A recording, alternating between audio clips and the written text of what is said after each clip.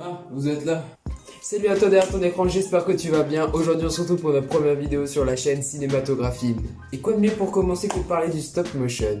Mais avant tout, le stop motion c'est quoi? En fait, le principe du stop motion c'est de prendre des objets, de les positionner d'une certaine manière, prendre une photo, de légèrement les bouger, de reprendre une autre photo et ensuite de prendre toutes les photos qu'on a prises, de les mettre à la suite pour créer une illusion de mouvement. En fait, la rétine, elle va pas exactement voir le temps qu'il y a entre les photos, donc elle va voir un mouvement très fluide. Ce principe a été créé par James Stuart Blackstone, qui est un Américain réalisateur et comédien. Cet homme a eu la merveilleuse idée de dessiner son dessin à la craie, d'effacer une partie du dessin et d'en refaire une autre, comme sur le principe que j'ai expliqué avant, pour ensuite enchaîner les photos et créer justement l'illusion de mouvement dont je vous ai parlé. Et vu que ce mec c'est un charbonneur, la même année à la fin, il avait créé une séquence dans laquelle un petit déj se faisait tout seul. Imagine le couteau qui découpe tout seul une tartine. C'est fou ce qu'on peut faire avec la stop motion.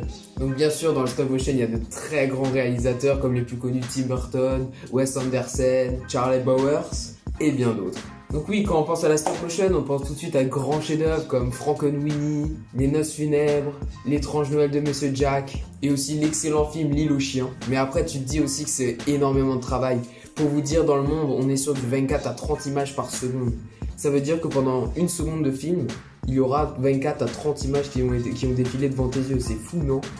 Alors imagine pour un film qui a duré 1h30 ou voire 2 heures, tout le travail qu'il y a derrière. Donc je peux te dire que le matériel il a pas coûté 100 000 € comme les voitures gâchées que tu vois, genre comme dans des films comme Fast and Furious ou d'autres, mais je peux te dire qu'il y a énormément de taf derrière. Pour vous dire, c'est des mois, voire des années de travail. Donc oui, là on parle de grands films qui ont rapporté énormément d'argent, qui sont incroyables, qui ont un vrai fond, mais vous aussi chez vous, vous pouvez faire de la stop motion avec des objets du quotidien comme je sais pas, moi, si vous avez des vêtements, des décorations, des coussins, vous pouvez tout faire avec la stop motion, c'est ça qui est cool, c'est tes tripes, c'est ton imagination qui y passe. Il y a des idées qui passent par la tête, par exemple tu te dis imaginons une télé qui parle, enfin tu peux tout faire, c'est ça qui est cool. Pour imaginer mes explications et mes propos, je vous ai réalisé une toute petite séquence faite en stop motion grâce à ça.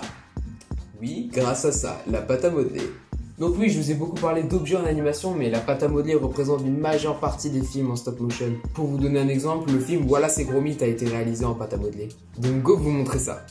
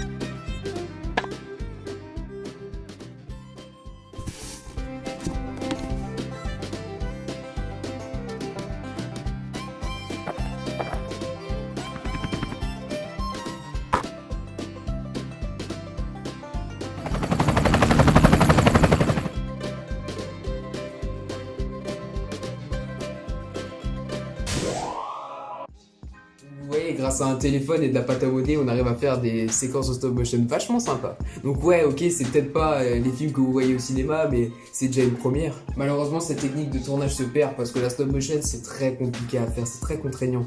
Donc aujourd'hui, les réalisateurs préfèrent faire ça en animation 3D. Après, je trouve que l'image en stop motion a vraiment un charme.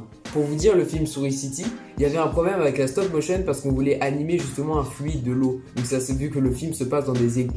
Sauf que le problème, c'est qu'ils voulaient conserver justement ce charme qu'il y avait dans le stop motion. Du coup, ils ont réussi à mélanger les deux. C'est comme dans Les Noces funèbres de Tim Burton. Là aussi, ils ont mélangé et la stop motion et l'animation 3D. Donc voilà, je pense qu'on a fait le tour du stop motion. J'espère que cette première vidéo vous aura plu. J'espère qu'aussi le thème vous aura plu. N'hésitez pas à dire ce que vous pensez de la vidéo dans les commentaires. Et si vous aimez la chaîne, abonnez-vous. Sur ce, je vous dis au revoir.